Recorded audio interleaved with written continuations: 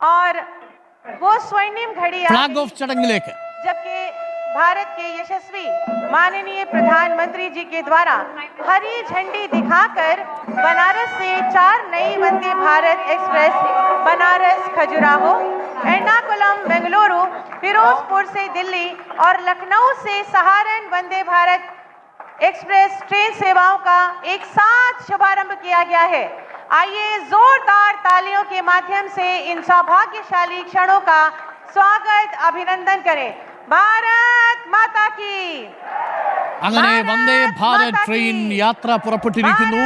Ernakulam south സ്റ്റേഷനിൽ നിന്ന് ബംഗളൂരുവിലേക്കുള്ള യാത്രയുടെ ഫ്ലാഗ് ഓഫ് കർമ്മം ഓൺലൈനായി പ്രധാനമന്ത്രി നിർവഹിച്ചിരിക്കുകയാണ്. നമുക്ക് ട്രെയിനിനുള്ളിലും പുറത്തുമുള്ള ദൃശ്യങ്ങൾ കാണാം. ആ ട്രെയിനിനുള്ളിൽ ഇപ്പോൾ സുരേഷ് ഗോപി കേന്ദ്രീയ വിദ്യാലയത്തിലെ വിദ്യാർത്ഥികൾക്ക് മധുരം വിതരണം ചെയ്യുകയാണ്.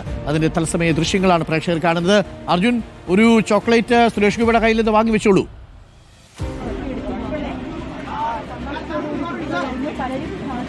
തീർച്ചയായും ഡോക്ടർ അരുൺകുമാർ, ഒരു ചോക്ലേറ്റ് മാധ്യമപ്രവർത്തകർക്ക് നൽകുമെന്ന കാര്യം ഉറപ്പാണ്. അത്രമേൽ മധുരമാണ്. പ്രത്യേകിച്ച് ഈ ഏറെക്കാലത്തെ ഒരു സ്വപ്നമാണ് പൂവണിയുന്നത്. പ്രത്യേകിച്ച് ഈ മധ്യകേരളത്തിലെ യാത്രാ പ്രശ്നത്തിന് ഒരു വലിയ പരിഹാരം ഇതിലൂടെ ആകും എന്ന് തന്നെയാണ് പ്രതീക്ഷിക്കുന്നത്.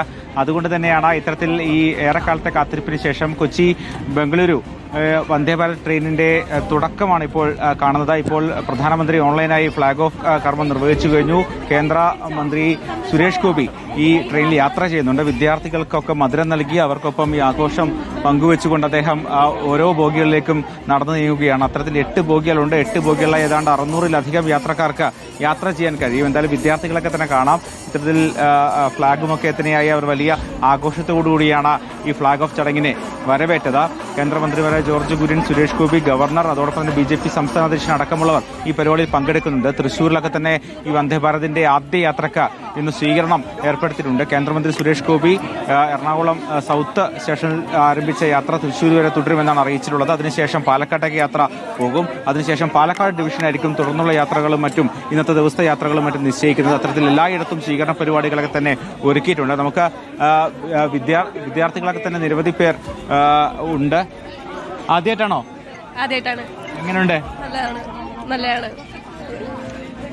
എന്തായാലും പലരും ആദ്യമായി വന്ദേ ഭാരത് എക്സ്പ്രസിൽ യാത്ര ചെയ്യുന്നവരാണ്. നമുക്ക് ദൃശ്യങ്ങൾ കാണാം. കേന്ദ്രമന്ത്രിയുമായി അവർ സംസാരിക്കുകയാണ്. വിദ്യാർത്ഥികളൊക്കെ തന്നെ സംസാരിക്കുകയാണ്. കേന്ദ്രീയ വിദ്യാലയത്തിലെ വിദ്യാർത്ഥികളാണ്. അവർക്കൊക്കെ തന്നെ മധുരം നൽകിക്കൊണ്ട് അദ്ദേഹം നടന്നു നീങ്ങുകയാണ്. എന്തായാലും നമുക്ക് ദൃശ്യങ്ങളിൽ കാണാൻ കഴിയും. നമുക്ക് വിദ്യാർത്ഥികളുടെ പ്രതികരണവും തേടാൻ കഴിയും. എന്തായാലും